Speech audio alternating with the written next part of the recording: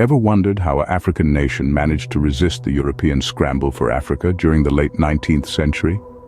Let's journey back to the year 1889, when Italy and Ethiopia signed a pact known as the Treaty of Wuchale. This agreement was inked after Italy had successfully occupied Eritrea, and it recognized Italy's claim over the coastal colony. The Italians, in turn, promised to provide financial assistance and military supplies to Ethiopia. But here's where things get interesting. A disagreement arose over the interpretation of one key article in the treaty. In the Italian version, it appeared that Ethiopia had agreed to conduct all foreign affairs through Italian authorities, effectively making Ethiopia a protectorate of the Kingdom of Italy. The Amharic version, however, suggested that Ethiopia could choose to use the good offices of Italy in foreign relations, if it wished to do so. As you can imagine, this discrepancy led to a fair bit of tension. Italy insisted that Ethiopia had knowingly agreed to their version of the treaty. When diplomatic efforts to resolve the dispute failed, Italy decided to use military force to make Ethiopia comply. And so began the First Italo-Ethiopian War. Italian forces under General Oreste Baratieri tasted initial success, crushing a rebellion in Akele Guzai, a region in Eritrea, and defeating Ras Mengesha Yohannes in the Battle of Koatit. By late 1895, Italian forces had penetrated deep into Ethiopian territory, occupying much of Tigray. However, the Ethiopian forces were not to be underestimated. In December of the same year, a larger Ethiopian group annihilated a small Italian unit in the Battle of Amba Alagi, forcing the Italians to withdraw to more defensible positions. As tensions escalated, the stage was set for a decisive battle, the Battle of Adwa. Both sides were running low on supplies and morale, and it was clear that the next confrontation would be a turning point in the ongoing conflict. The events that unfolded next would forever change the course of history. With the Italians in Tigray and the Ethiopians determined to repel them, the stage was set for a great confrontation. As the curtain of 1895 fell, the Italian forces had penetrated deep into Ethiopian territory, seizing much of Tigray.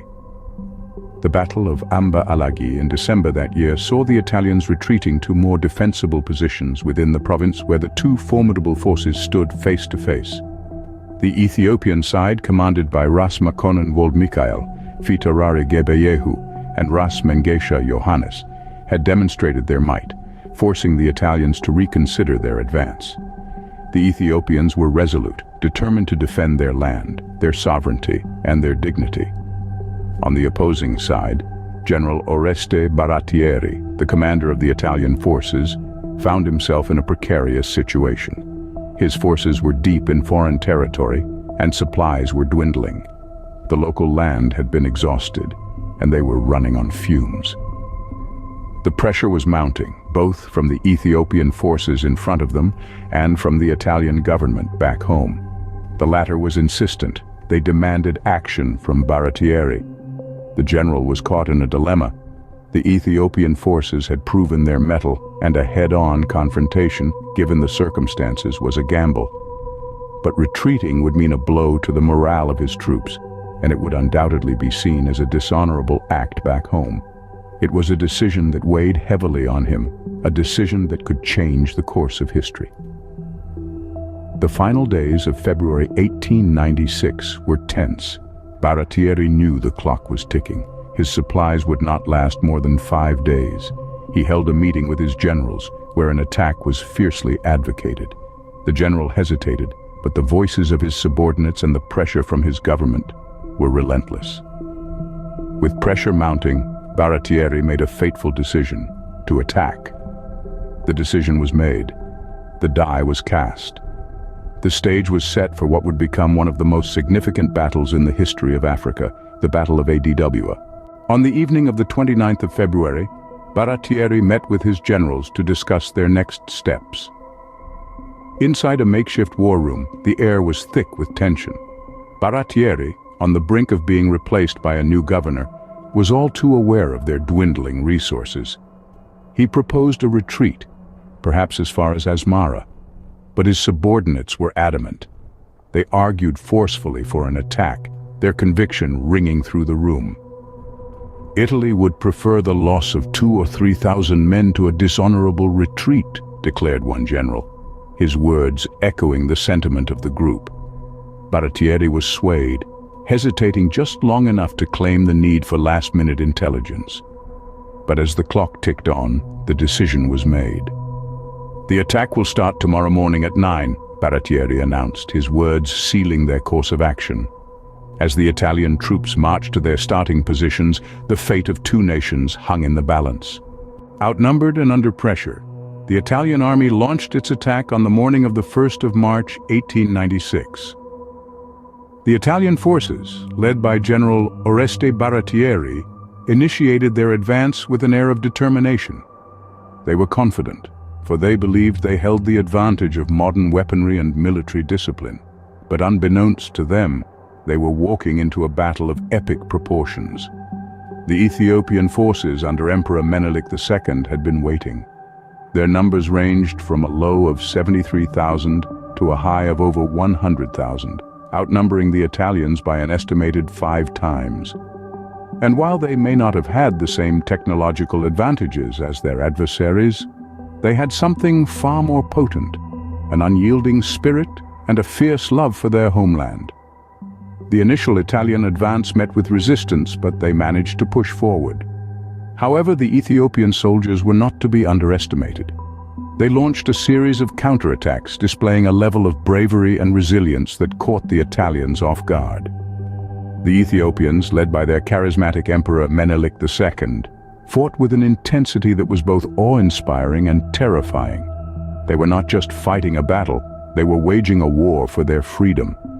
The Ethiopians utilized their knowledge of the local terrain to their advantage, launching surprise attacks from the hills and ravines. The Italians found themselves increasingly on the back foot, their lines broken and their formations disrupted.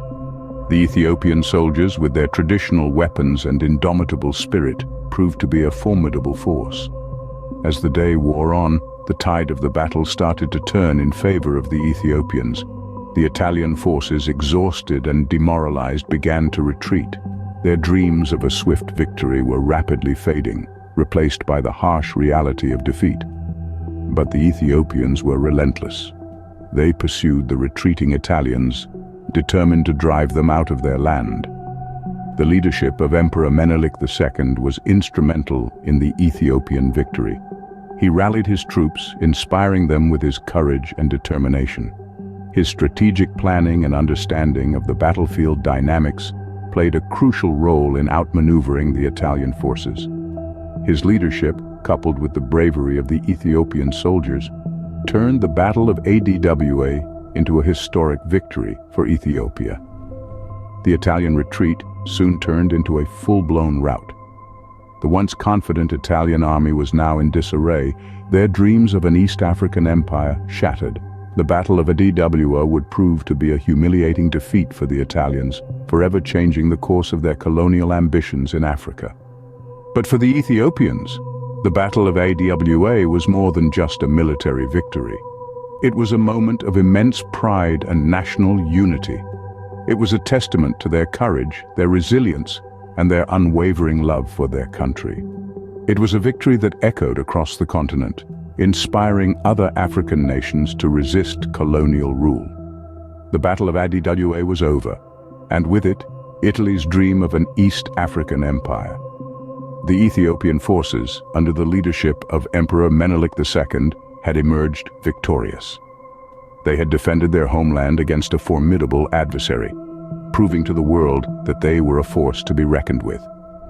This historic battle would forever be remembered as a symbol of Ethiopian resilience and a beacon of hope for all of Africa. In the aftermath of the Battle of Adwa, the balance of power in the Horn of Africa had shifted dramatically. The Ethiopian victory sent shockwaves through the international community, proving that African nations were capable of resisting colonial rule.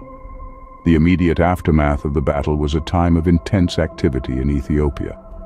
The victorious Emperor Menelik II returned to the capital, Addis Ababa, where he was greeted with jubilant celebrations. The Ethiopian soldiers, weary from the battle, returned to their homes, their heads held high in victory. The Italians, however, faced a very different reality. The loss at Adwa was a devastating blow to their colonial ambitions. Italy had expected a swift and decisive victory, but instead they found themselves humiliated on the global stage. The defeat led to a political crisis in Italy, resulting in the resignation of the Prime Minister Francesco Crispi. The Italian public was outraged at the loss of life and resources, and the government was heavily criticized for its handling of the war. The Battle of Adwa had a profound impact on the diplomatic relations between Italy and Ethiopia. The Treaty of Addis Ababa, signed later in October 1896, officially ended the war. The treaty recognized Ethiopia as an independent state, effectively nullifying the controversial Treaty of Wuchale. Italy was forced to renounce all claims to Ethiopian territory, marking a significant diplomatic victory for Menelik II. But the significance of the Battle of Adwa extended far beyond the borders of Ethiopia and Italy. It was a powerful symbol of resistance to colonial rule in Africa. For the first time, an African nation had successfully repelled a European power, shattering the myth of European invincibility. The victory at Adwa inspired other African nations to resist colonial rule, marking a turning point in the struggle for African independence. Ethiopia's victory was a beacon of hope for other African nations under colonial rule. It demonstrated that with unity, determination, and strategic planning, it was possible to resist and overcome colonial powers. The Battle of Adwa became a symbol of African resistance, a source of pride and inspiration for generations to come. The Battle of Adwa also had implications for the international balance of power. It was a blow to the prestige of the European colonial powers and served as a stark reminder of the costs and uncertainties of colonial conquest. The defeat of a European power by an African nation forced the international community to reassess their perceptions of Africa and its people. In Ethiopia, the Battle of Adwa has been commemorated annually ever since. It is a day of national pride, a celebration of Ethiopia's historic victory and its enduring independence. The Battle of Adwa has been etched into the national consciousness, a pivotal moment in Ethiopia's history that continues to shape its national identity. The Battle of Adwa was more than just a military confrontation. It was a clash of ideologies, a struggle for independence and dignity. It was a testament to the courage and resilience of the Ethiopian people, who stood united against a foreign power intent on imposing its rule. The Battle of Adwa stands as a testament to Ethiopian courage and a symbol of African resistance against colonialism. It is a story of triumph against overwhelming odds, a story that continues to resonate today. It serves as a powerful reminder that the spirit of resistance and the quest for freedom are forces that can change the course of history.